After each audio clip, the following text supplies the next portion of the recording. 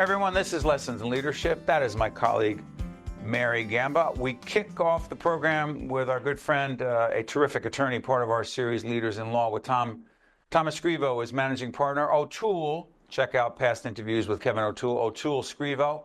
And as I said, part of our series, Leaders in Law. Good to see you, Tom. Great to be here, Steve. Thanks so much for having me. You got it. And people can check out interviews we've done with Kevin O'Toole, also the chairperson, the chairman of the Port Authority of New York and New Jersey. You and O'Toole came together how and when? Explain that. So we actually met the first day of law school. We were the back row people in the law school class. Seton Hall Law? Seton Hall Law School, yeah. This is August of 1986. I'm dating myself, but that's when we met, and we quickly became very close friends. We each went our separate pathways. Obviously, Kevin went the political pathway as well as the practice of law. I practice in larger firms. And then a few years back, we decided to combine our practices under one roof, which is what we've done for the last 8 years here at O'Toole Scrivo. So it's been great. Make it clear to folks that you have had a variety of roles, and you can look up Tom, and the Wikipedia search will tell you what you need to know. But also, you had a very important leadership role in the Christie administration. Talk about that. I did. Back in 2015, Governor Christie asked me to be his chief counsel for the time period that he was intending to run for president. So that extended from 2015, roughly in July of 2015 to May or so of 2020, so 2017, so roughly 2 years. It was it's probably the toughest job I will ever have. It certainly is the toughest job I've had so far, but it's an amazing time. Why, Tom? Why? You've had so many challenging roles. Why was that so challenging? I think just the number of decisions that reach your desk on a daily basis, and the magnitude of the issues. You know, a decision that affects millions of people always seems to carry some more importance than one that affects just a couple of people. So those are the types of decisions you deal with every day. Interesting. Mary, jump in. Tom, we talk a lot on our Leaders in Law series with lawyers, with those who have worked in the legal profession for decades. What has changed? What has stayed the same for the up-and-coming legal professionals that you're starting to see enter the workforce? What skills, attributes, we're talking leadership, communication, grit, whatever you feel is needed for these young professionals? And is it different today than when you entered the field years ago? It's definitely this great question, Mary. You get that a lot, and it's something that we actually grapple with here at O'Toole Scrivo in terms of meeting the needs of the next generation of great lawyers. Grit is a great word. Tenacity, hard work. The hard work there is no substitute for hard work, and there never will be in my mind.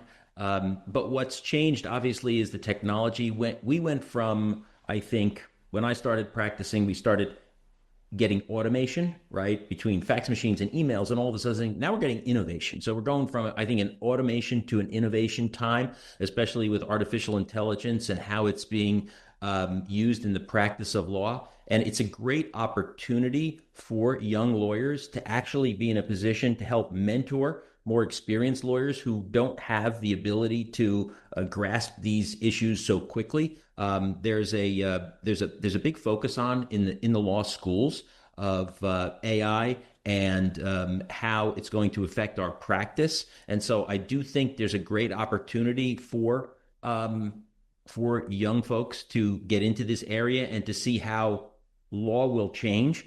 I think I think it was Bill Gates who said you typically underestimate the changes that can occur in 2 years and overestimate those that can occur in 10. And what's going to happen in the next 10 years in the practice of law is something I don't even think we can imagine yet. So I think it's a great opportunity. Hey, Tom, we had your friend and colleague, Keith Banks, on recently. He was talking about his extraordinary leadership journey. But the two of you are involved with a group of folks who are attempting to start a new bank again. And I think I asked myself, Tom's running a law firm with Kevin O'Toole. He's got all these responsibilities. His family is very important to Tom. I happen to know a little bit about Tom's family. He's a family person, and being with his family his wife Sue, their family. It matters a lot. What the heck is this new Liberty Bank in New Jersey, and why would you, with all the things you're juggling, be engaged in that? Well, it's a new venture because there's a need. There has been a void of community banking in New Jersey that started about 20 years ago with the consolidations of banks. There used to be 150 or so banks headquartered in New Jersey. They're now down to 50. And the ability for small businesses, young people starting out, and others to have access to credit is something that has dramatically decreased over the last 15 to 20 years. So what this venture is looking to do is to fill a void and help people, particularly small businesses, grow. Because if you're dealing with the larger banks, not that we're going to mention any of the names, they're not looking for customers that are starting new businesses and just starting out, and those are going to be the future of New Jersey. So if not us, then who? And I think this is really born out of a need. And obviously, you mentioned Keith Banks, who has been, an incredible partner in starting this and launching this venture. I would not have thought of doing this. I would have thought, but I wouldn't have executed on doing this without Keith's blessing. And he's just an enormous help in all this. And I think we make a pretty good team. Absolutely. Mary, jump back in. Stay on that a little bit. So Steve talked about, wearing so many hats, doing so many things. So obviously being an entrepreneur, taking on these different responsibilities can have an impact on wellness. And again, we talk about wellness. We try not to say work-life balance because obviously that's sometimes impossible. What's it look like, Mary? I haven't figured it out. And if anyone who's watching today has figured it out, please shoot us an email and let us know. But Tom, what is your perspective on work-life integration? We'll use that term. What recommendations do you have for folks watching today of at least trying to capture the importance of being with family, your hobbies, etc.? I think the ability to turn things off is important. I think we have the biggest challenge we all face is the inability to be present in a moment. And so if we can, obviously we work very hard. I think we can obviously walk and chew gum and do these other types of things that bring us rewarding and fulfilling experiences. But the ability to turn that off and to be with your family and wherever that is, right? Whether it's on the golf course or at the shore, or at the beach or on vacation or just at home, and to be present gives you an enormous ability to separate that 24-hour addiction we have to the day, to the phone, and to work, and to just have some separation and enjoy, in my case, my grandchildren. Yeah, but Tom, there's a follow-up to that. And again, Tom, very committed to his family, as he just described. But I got to ask you something. Every time I've called you or Kevin, right, I know when you pick up because Adubato needs something. There's a problem, whatever it is. So how the heck can we, Mary, I know the word balance is the goofy word.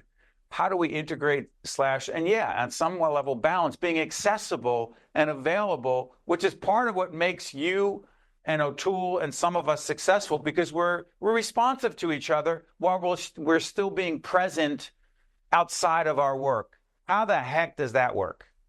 Well, it's a balance, right? And that word balance, I join you in the chorus of not liking the term work-life balance. I don't know what it means, and I don't know how you achieve it. But I do think there's room for everything, right? As I said, we can walk and chew gum. We can do these things, and there just has to be some lines that exist. I'm sure there's times, Steve, that you've called and we haven't been able to get back to you for a couple of hours. Those couple of hours may be something very precious going on in our lives, and when we call you back, it doesn't mean we're not accessible. It just means that we weren't able to get back to you with the urgency that you're accustomed to. But at the same time, we're still able to meet the needs of all of our clients, our employees, and most importantly, our family. I'm not complaining that you didn't call me back. Will you stop? And by the way, Tom and Kevin do work to find that, not balance, but try to make sense of it all, because being responsible. And by the way, Some people who think they're dealing with a crisis, it may not be a crisis because some of those folks, everything's a crisis. But Tom, I want to thank you for not. Go ahead, Tom. Final point. Yes, Steve. I often stress this concept at the office, which is there is a real difference between something that is important and something that's urgent. And so everything is important. There are issues that are important every day, but they may not be urgent. And so what we try to do is I try to instill in the folks here the difference between importance and urgency. And Mary, shake it. Mary, I know what you're thinking. Okay. I love that. I'm writing that down. She's like, hey, Steve, everything's not a crisis. I get it, Mary. Okay. Tom Yep. Scrivo, managing partner, O'Toole Scrivo. And Tom will follow the new initiative with Liberty. All the best to you, my friend. Thank you. Thank you, Steve. Thanks, Mary. Stay with us. We'll be right back. This edition of Lessons in Leadership is made possible by the Vicino Leadership Institute at Seton Hall University, Prager Metis, Valley Bank, the International Union of Operating Engineers, Local 825, the North Ward Center, Jingoli Construction, the New Jersey Sharing Network, Horizon Blue Cross Blue Shield of New Jersey, the Helix, Fedway Associates Inc., the Port Authority of New York and New Jersey, Choose New Jersey, and Seton Hall University, showing the world what great minds can do since 1856. This is Mary Gamba. If you want more leadership tips and tools, log on to stand-deliver.com. That's stand-deliver.com. Promotional support for this edition of Lessons in Leadership with me, Steve Adubato, and my colleague Mary Gamba has been provided by NJ.com, NJBIA and New Jersey Business Magazine, CIANJ and Commerce Magazine, and the Meadowlands Chamber and Meadowlands Media. We're now joined by Dr. Ralph Gigliotti, who is Assistant Vice President for Organizational Leadership at Rutgers University, author of Post-Crisis Leadership, Resilience, Renewal, and Reinvention in the Aftermath of Disruption. Ralph, good to see you. Hi, Steve. Thanks for having me. Nice to see you and Mary. You got, hey, first of all, define disruption. We're dealing with a lot of disruption across our higher ed sector and across the country. And I think when we talk about disruption, it's sort of a deviation from or impact on our shared experience, our shared set of values, our shared set of principles. It's a disruption in sort of how we understand ourselves and our relationship to others. Yeah. In the book, you talk about the fact that, and again, I'm a student of crisis leadership. I wrote a book a few years back, published by Rutgers University Press. Absolutely. I've read it. It's called What Were They Thinking? It's all about crisis communication. But in your book, which is really interesting, it's like, okay, we're dealing with the crisis, the disruption, got to get through it. You talk about what the heck happens after. What do you mean by leadership after the fact, Ralph? Yes, Steve. So, there's a lot, as you know, from your own research, a lot written on how to prepare for crisis and manage risk. And then certainly a lot of growing literature in terms of what to do in the midst of crisis, in the midst of that disruption. Where I wanted to contribute to the conversation was really on the leadership imperative in the aftermath of the disruption. So what are those post-crisis leadership imperatives? What are some of the keys to being the best leader one can be when the wave has subsided for the disruption/crisis? Please. I think there are a few things. One, how do you encourage learning? So what are the ways in which you as a leader are encouraging learning across your teams, across your divisions, across your organization to debrief what you just lived through and preparing for what inevitable disruption might come next? How are you tapping into the resilience of your communities in weathering the crisis that you're currently undergoing and also building resilience for whatever might come next? I also talk a lot about meaning making. What are the ways in which leaders are using language and narrative to construct meaning in the aftermath of these events that sometimes are senseless or lack meaning? Advancing renewal. So what are the ways in which we're healing and moving beyond the crisis itself? And all of that really speaks to the importance of the leader and being able to sort of tap into the real the change that might be possible in the aftermath of crisis. So what are the ways in which you can pursue reinvention? Now, Mary, how much do you and I, as leaders of our organization, particularly our not-for-profit production company in the midst of COVID, which millions of other people were not only trying to survive, but then the aftermath. We've been dealing with the aftermath for years now and asking ourselves, what have we learned from that? How have we changed? How we've evolved, et cetera, and how do we prepare for the potential again? And we've become a totally different organization. Pick it up from there, Mary.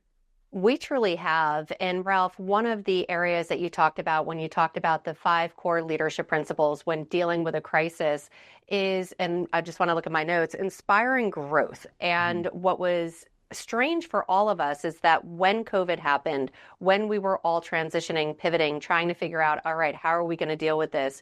So many of us still continue to grow, evolve. Talk about that trait, if you will, or that part of dealing in a crisis, inspiring growth. How do you do that while you're also dealing with a crisis? Why don't you just want to put your head in the sand? That's it. Oh, well, and how tempting of a tendency it is to do just that, right? When you're triaging whatever's in front of you in the moment. I think the real opportunity here, embedded in crisis, disruption, uncertainty, are to figure out what are those growth points? What are those opportunities where we can rethink how we're approaching core functions? What are the ways in which we can think about who we're becoming as an organization as a result of what we've endured? And so that reminds us of that twofold focus of crisis. There's danger, there's fear, there's uncertainty, there's risk, but there's also opportunity. And that opportunity has to be leveraged by those who are called upon to lead. How and when did you become fascinated by leadership, particularly this aspect of leadership and disruption/crisis?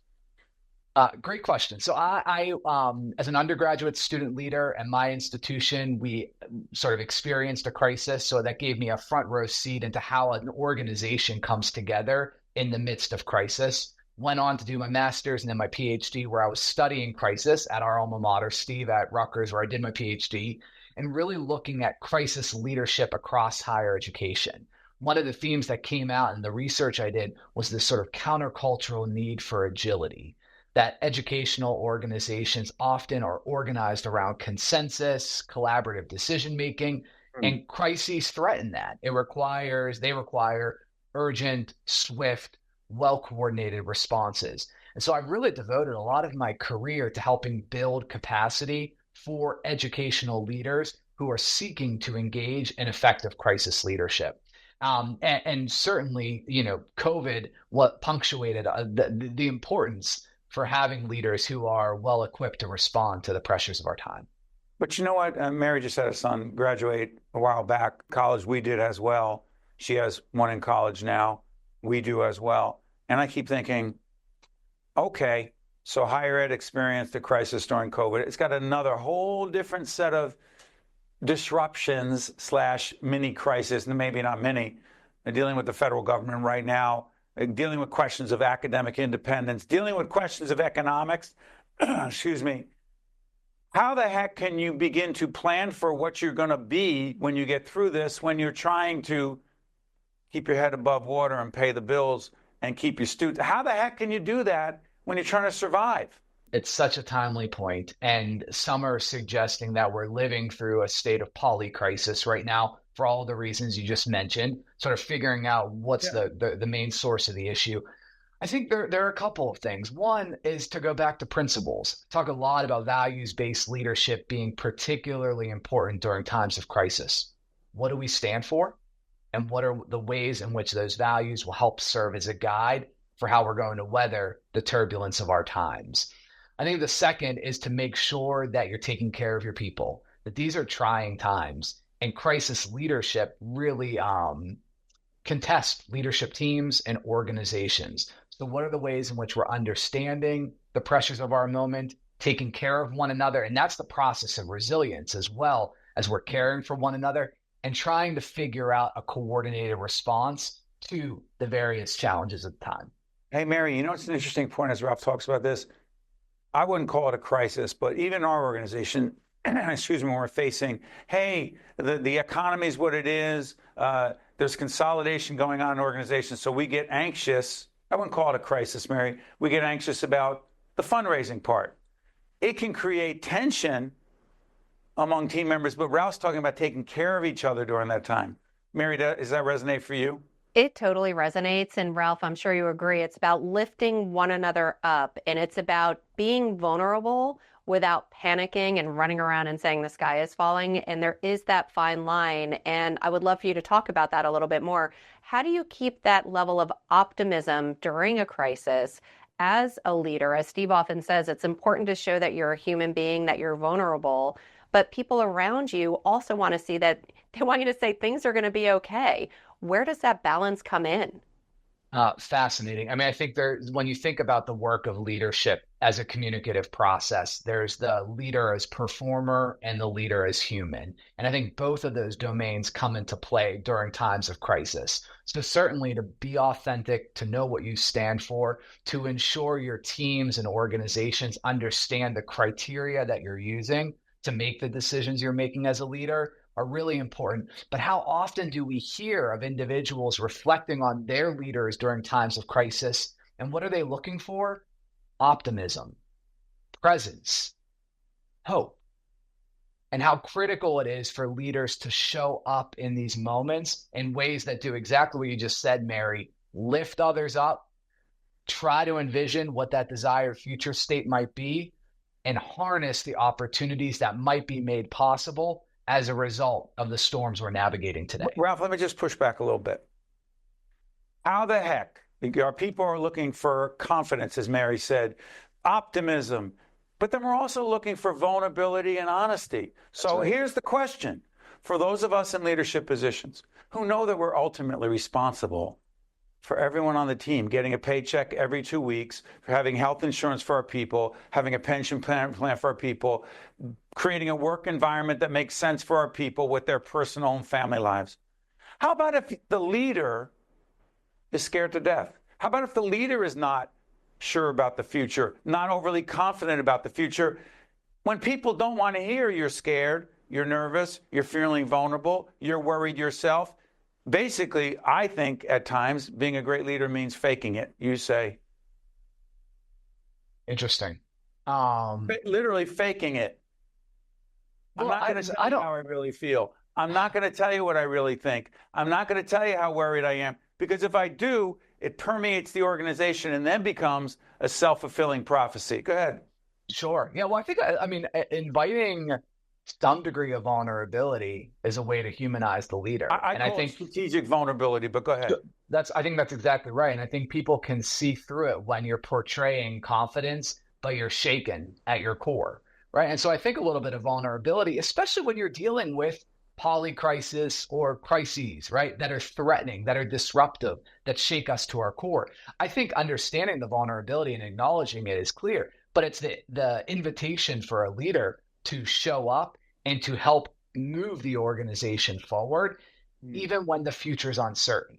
And this is where I think the shared leadership, Steve, becomes so important, because we often sort of put the burden on the one leader who we're looking to sort of create and charge forward in the midst of the crisis. But how often is it the team, the whole, coming together to bounce ideas off of one another to envision that desired future state?